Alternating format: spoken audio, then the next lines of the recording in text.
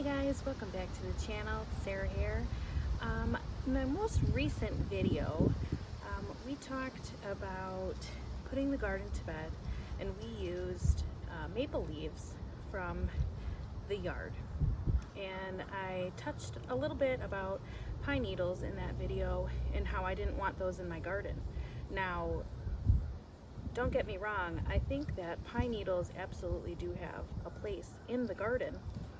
A lot of people consider this kind of a controversial topic a little bit because pine needles are said to be acidic, which when they're green like this, they are. And so that can add some acidity to the soil. But as they break down from this and they start to turn more brown until they eventually end up like this, they actually become more neutral over time. And so you can keep those pine needles and use those as pine straw or pine mulch, and they are exactly as the name suggests. They can be used as a mulch in the correct applications. Now, there are some plants like raspberries, for example, that really can benefit from the acidic nature of the pine needles. Raspberries, blueberries, strawberries, those are some fruiting plants that can benefit from that. Some other vegetables that are also can have the benefits from that are garlic, onions, potatoes, also some flowers and flowering bushes like lily of the valley, yarrow, irises, hostas, azalea, hydrangea, rhododendron. I actually like to use some of the pine mulch around my hydrangeas because depending on how acidic the soil is, it can actually affect the color of the flowers on your hydrangeas, from blues to pinks to purples. So that's kind of a fun little tidbit. Now, I personally do not like to use those in my vegetable garden. They could be used along paths through your garden because the pine needles kind of form a mat, especially the thicker that you get with them, and they can choke out the weeds and really hinder anything from growing where you apply it.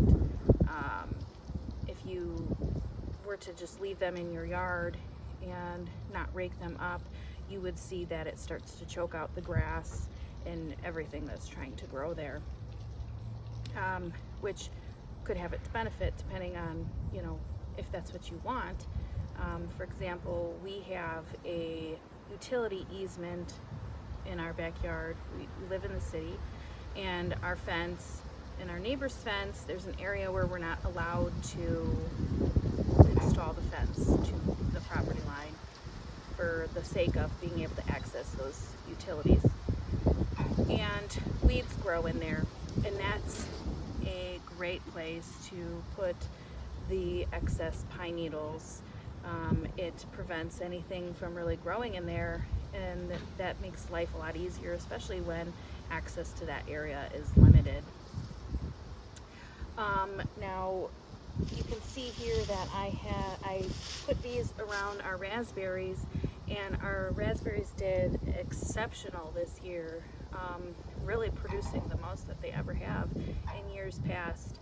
And so I was really happy with that, and we've continued to apply that this year because we saw such great results from that last year and the benefits. Now, along with also adding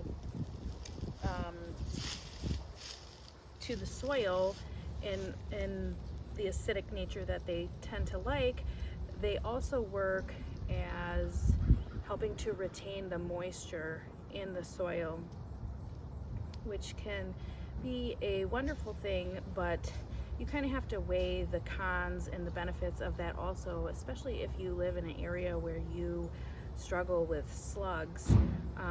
It's going to help to keep that soil a lot more wet, which may promote the continuation of your slug problem.